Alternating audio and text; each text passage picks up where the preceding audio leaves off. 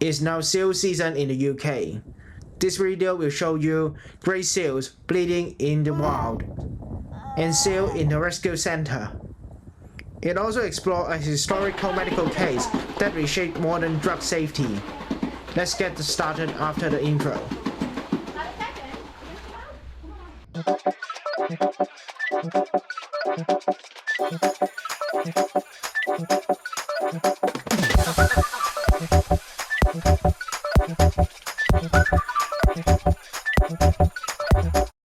Every autumn and early winter, the UK coastline enters what is known as the seal season. This period mainly refers to the breeding season of grey seal, the most iconic seal species in the UK. Britain is the home to nearly 40% of the world grey seal population, making it one of the best places on earth to observe them. From October to December, female grey seal come ashore to give birth. Newborn pups are covered in thick white fur and remain on land for several weeks before entering the sea. This is why these months offer the highest chance to see large number of seal pups along the coast, particularly in eastern England and parts of the northern Britain.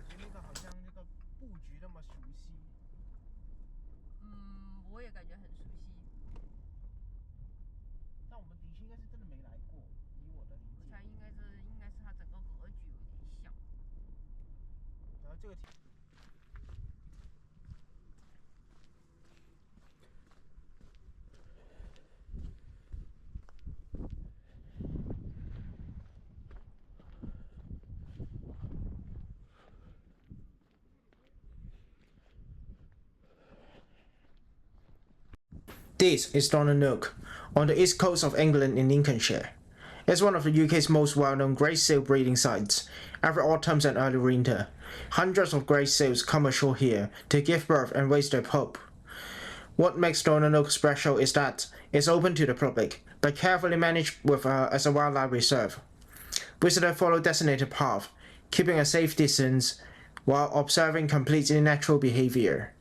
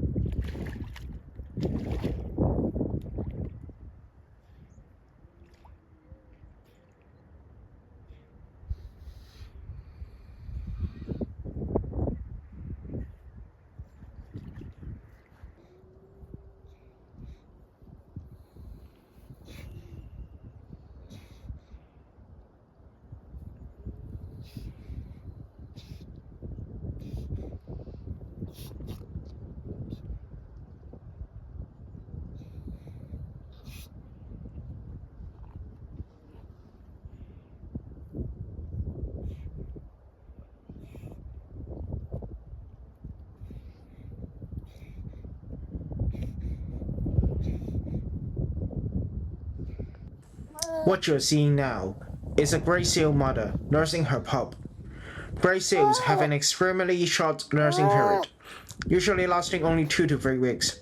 During this time, the mother transfers almost all of her stored energy into milk. Grey seal milk is exceptionally rich with a fat content of around 40 to 60%, one of the highest among mammals. Because of this, seal pups can gain several times their birth weight in just a few weeks. This intensive nursing comes as a cost. Throughout the nursing period, the mother seal does not feed at all, relying entirely on her own fat reserves. Once nursing ends, the mother leaves and returns to the sea to feed. The pup remains on land, shedding its white coat and preparing for life in the ocean.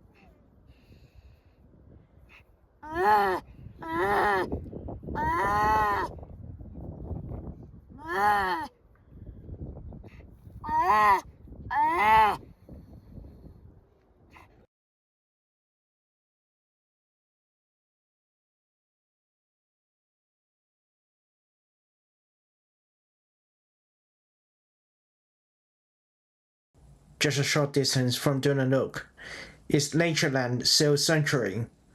Natureland is not a zoo. It's a rescue and rehabilitation center for seals that cannot survive on their own in the wild. Some arrive here injured, others are sick, malnourished, or separate from their mothers too early. Many are affected by human activities, from fishing gear to marine debris. One of the most important lessons here is that not every seal needs rescuing. Seal pups are often left alone on the beaches while their mothers are at sea. Intervening too early can sometimes do more harm than good. When a seal is brought to Natureland, the goal is not to make it comfortable around people. It's to help the animal recover and, whenever possible, return it to the wild. Human contact is kept to a minimum, and care is focused on restoring natural behavior. Some seals, however, will never be able to return to the sea. For them, lifelong care is not the ideal outcome, but is the most humane one available.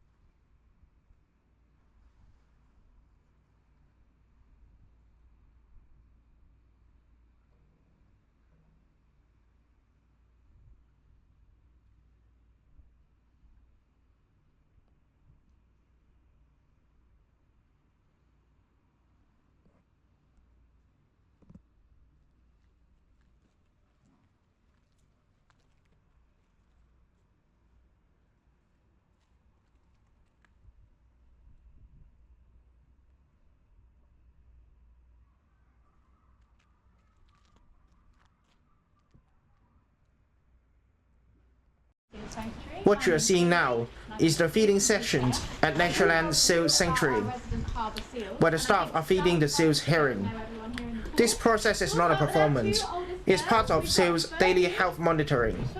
During feeding, the teams observe whether each seal has a normal appetite, how it eats, and how it responds to its surroundings. For wild animals, change in appetite or feeding behavior are often the earliest sign that something is wrong. The feeding section also allows staff to assess body conditions and movement. For seals, fat reserves are not cosmetic, they are essential for survival in cold water. At the same time, the team check the seal's skin, eyes, and any previous injuries, looking for signs of infections or delayed healing. The goal here is not to make the seals comfortable around humans, but to make sure they are physically ready to return to the sea. Boy, Ollie is 14 years old. And then we've got Pixie. Can you have one away? Hi, What did you teach them? So 14. We've got Scarlett here. Can you give everyone a wave? Big wave. Oh no, a big wave. Did a little one. Nearly, look, we nearly got one. She is 5. And then last but not least, we've got little Albie just down here who's only 2. Now, one of the most common questions we get asked here at Natureland is how do we tell all of the seals apart and how do we know who to do? So I'm going to let you in on a few tips and tricks that we use to help identify them all. So we'll start with Ollie. Good boy. So Ollie's our only adult male in the pool. He's a bit bigger than the other females. He's also slightly darker and has a wider head.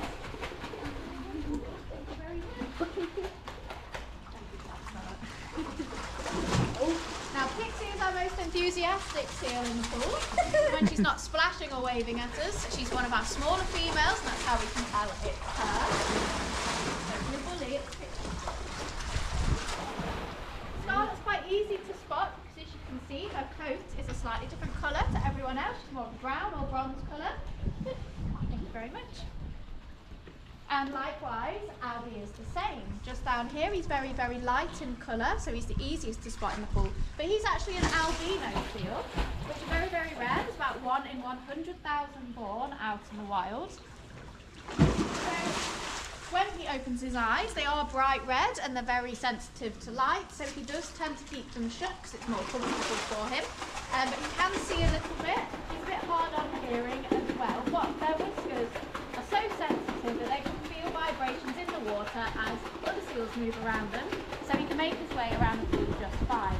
And when it comes to our last 2 girls, Victoria and Fergie just here, we have to look a little bit closer because they look very similar. So Fergie has a little scar on the top of her head, and Victoria has some pink spots in her fur.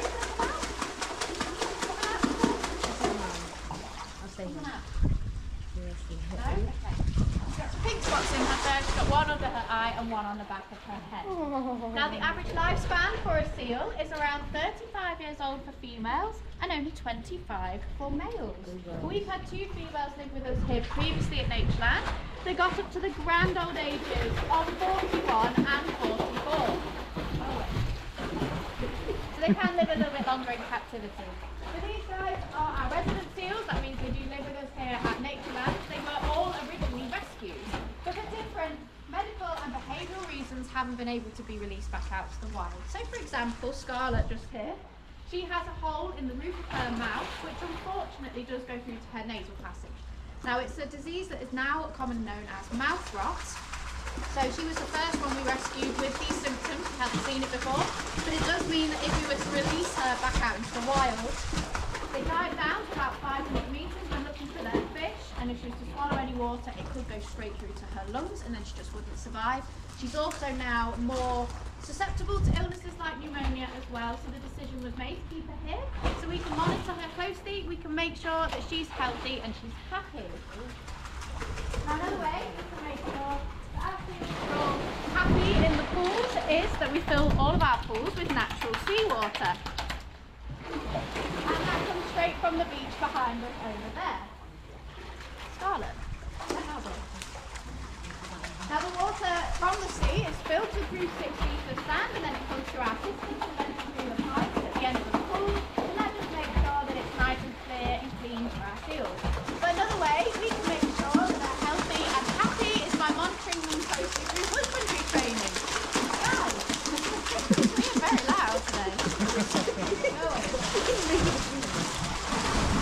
So in husbandry training, it's important for us to do that. It creates a nice bond between us keepers and the seals, but when our vet comes to visit, it makes it a lot less stressful on both sides if our seals can offer us behaviours that we're asking for rather than us having to restrain them. So I'm hoping my A-star student here is going to show you what we've been working on. So the first is to check their claws.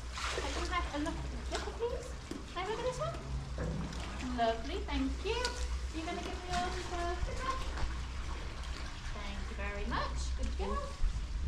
So they use their claws for a couple of different reasons, mainly in the summer months when they are molting, which is where all their fur falls out, and they get a brand new coat.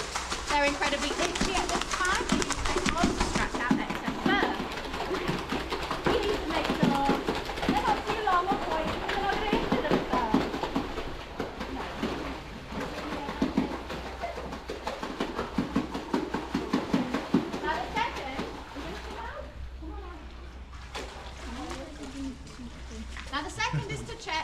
teeth and their gums. Now this is a new behaviour we've been working on, so they don't quite hold their mouths open yet. We do more of a chomping motion. So can I have an open? Open. Good girl. Can I have an open? Lovely. Vic, can I have an open? Beautiful. Thank you, girls. So even when they're doing that, I can see if any teeth are missing. I can make sure their teeth and gums are the correct colour as well. During training at the end of the day, they do tend to get a bit closer to us as well, so we can make sure there's no nasty smells and that could introduce an infection. Now the third behaviour is to do body checks with our seals, which is particularly important for the females. So Victoria here gave birth in July this year, so we got a pup out of her this year. So while she's pregnant, we needed to monitor her bump to make sure it was growing and that there was a bit of movement going on inside as well. Now, let's give it a roll. Thank you. Let's have a good feel. Thank you very much for the video. You're going to come out and do it? A bit further. Thank you very much. Oh, there we go. We don't like it sometimes, do we? Yeah. So that's just a few things we've been working on during our training. You might be wondering what the seals are eating today. They eat lots of different things out in the wild. They're very opportunistic feeders. So lots of different fish, crustaceans like crabs and lobsters and things like squid as well. Today on the menu, we've got herring, which is everybody's favourite fish, isn't it? We've got some haddock here. And we've also got some sprats somewhere in the bucket, but they're probably at the bottom. But we also offer them things like sardines, mackerel, salmon heads and tuna steaks. Oh, there's a sprat. Right there. Do you want this one? There we go. Very gentle. And things like that, just to mimic that wide variety they get out in the wild.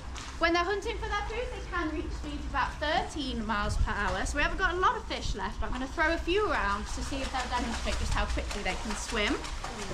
Right, are we ready? We've got to go in. In we go. Not lazy, come on, in we go. Ollie, the wrong end of the pool. Are we ready?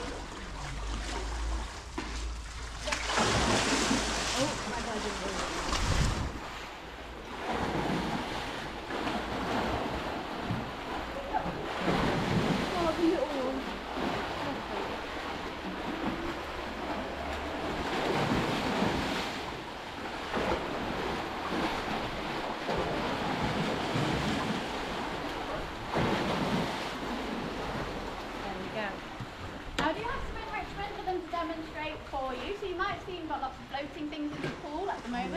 Enrichment is important, it keeps their brains engaged, their bodies active, and it helps keep them occupied. We usually do it at the end of the day, and they all get a piece each so that it keeps them occupied whilst we're not here. But I've got Ollie's favourite toy here, and he's got to work out how to get the fish out of this hole at the top. He's got a lovely technique he's going to demonstrate for you. Where is he? Are we ready, Ollie? No. He likes to use his nose to turn it upside down. Whereas the girls put it fast around with their flippers and throw the fish out of the bottle. But the girls have worked out, they wait underneath the bottle. Ollie will do all the hard work and they get the prize. Now that's all of the fish gone for these guys. I hope you've enjoyed meeting our residents and learning a little bit about them as well. But before we go, can everybody join me in giving Pixie a nice big wave goodbye? Say bye, Pixie. Good girl. Can we have a little wave of you as well? Can you say bye? Oh, we'll get an open instead. Can I have an open?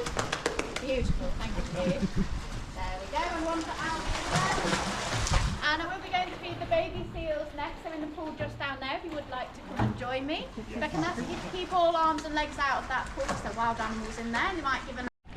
The feeding now moves to the pup pool.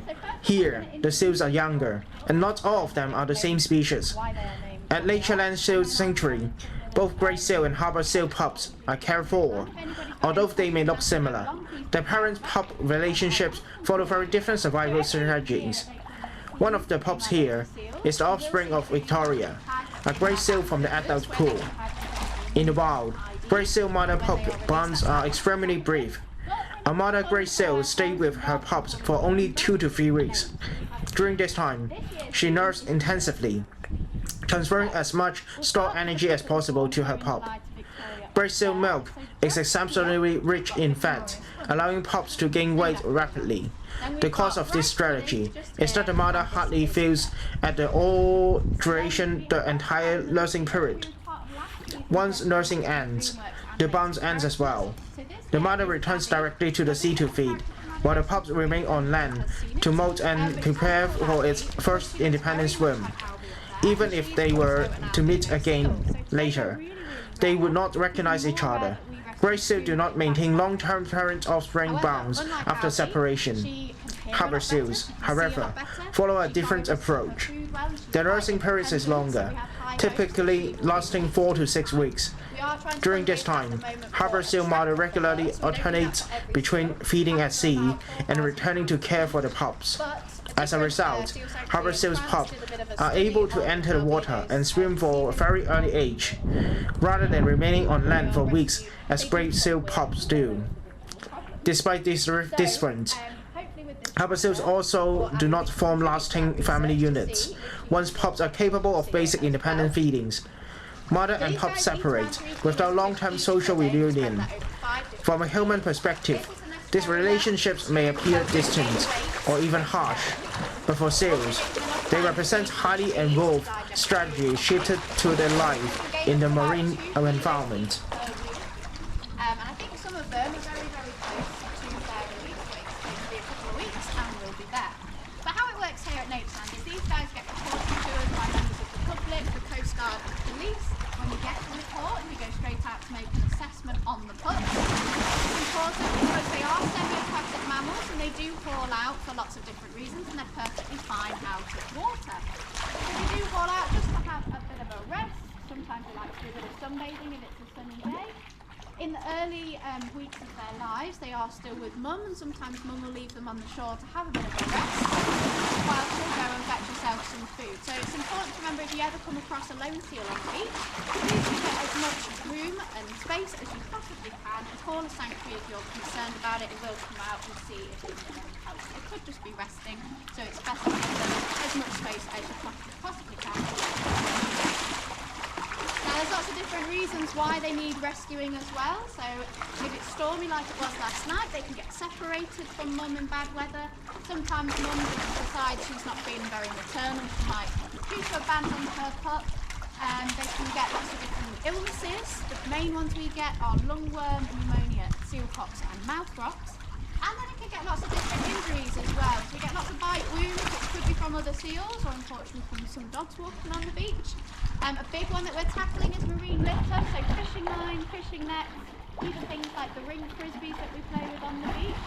When they're this age, they're really inquisitive. They like to stick their heads through anything that can fit through and they'll carry it around and play with it. But unfortunately, as they grow, these objects don't. We've seen some very nasty net wounds come in from things like the frisbees, but also things like toy strings and kite strings. So we try and remind everybody that when we're out enjoying our natural spaces, to whatever we take with us, we must take home with us, put it in the bin, just to protect our wildlife. Now here at Natureland we rescue between 60 and 70 pups each year, and that is harbour seals like these 4 here and grey seals, which we are just coming into their cutting season now. Our rescuers are actually out on a rescue now to go see if there are orphan grey pups, I think, so they might be bringing that back later, so if you do stick around you might be able to see that at the hospital when it comes back. With that, it's quite expensive to do the rehabilitation work. Each pup on average costs £2,000 to fully rehabilitate.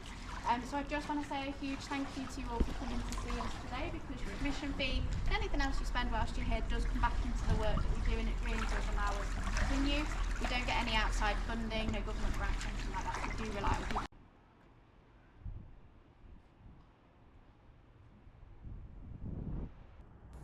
Behind the scenes, Natureland also operates a small seal hospital. This is where injured or sick seals are examined, treated, and closely monitored.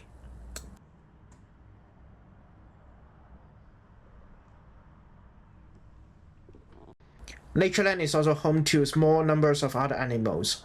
Their roles vary. Some are in long-term care, others are kept for education, but the core focus of Natureland Seal Sanctuary has always been seal rescue and rehabilitation.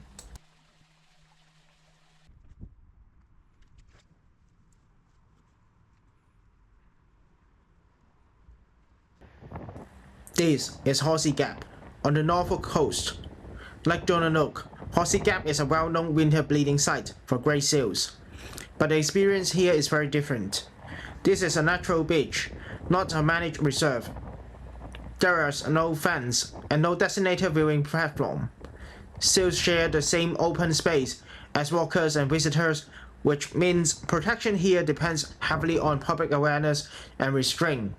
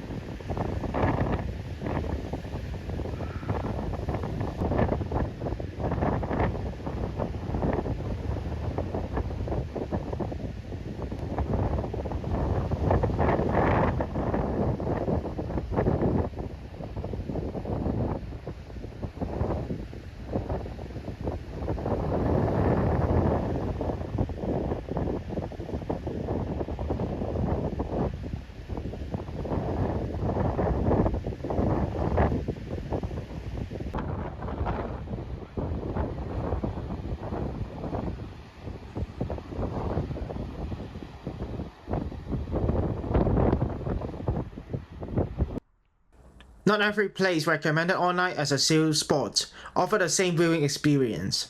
Some locations, such as St. Alp's Head, do have seals in the area, but they are often far below the cliffs or well away from the public path. When following the rules and keeping a safe legal distance, what you see may be a little more than a small dark shape on the water.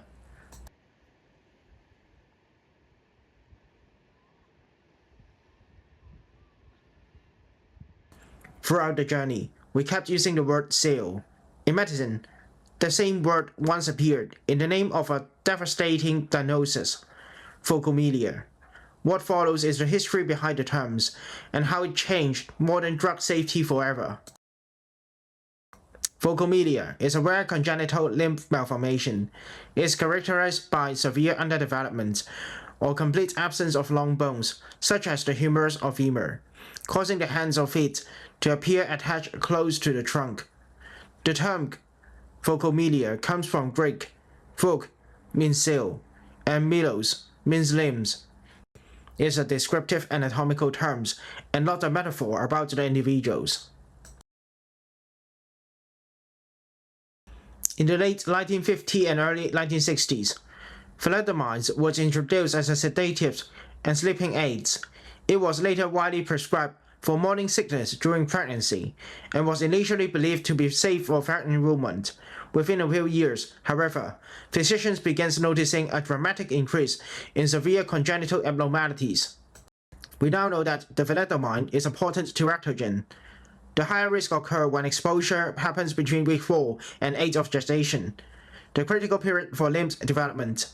Thalidomide interfere with embolic angiogenesis, disrupting normal limb bud formation and affecting not only the limbs, but also the ear, eyes, and internal organs. Globally, it's estimated that more than 10,000 infants were affected. Common manifestations include limb reduction with defects, ear and eye malformations, and cardiac or visceral abnormalities. Many pregnancies result in miscarriage or early neonatal death. The thalidomide tragedy fundamentally changed how medicine understands drug safety.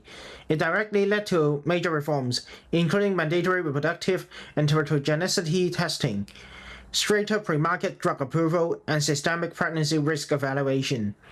It also shaped modern practice around informed consent and drug regulatory oversights. Over the past decades, medicine has built multiple layers of safeguards. This includes structured pregnancy risk assessment and both pre- and post-marketing drug surveillance. The goals of these systems has never been zero risk, but to prevent avoidable harm. For women of reproductive age, there is something you should pay attention to. When seeing a doctor, questions about menstruation and contraception are part of safety assessment, not personal curiosity. If pregnancy is possible or uncertain, it is important to inform your physician. Before taking prescription or over-the-counter medications, check for pregnancy warning or instruction to consult a doctor. And never assume that a common medication is automatically safe during pregnancy. If you like this video, give me a thumbs up. If you have any questions, leave it in the comment section below. If you don't like it, share it to your friends. If you want to support our channel, you can buy me a coffee by scanning the QR code on the left lower corner. Or you can find the bank details in the info box. Once again, thanks for watching.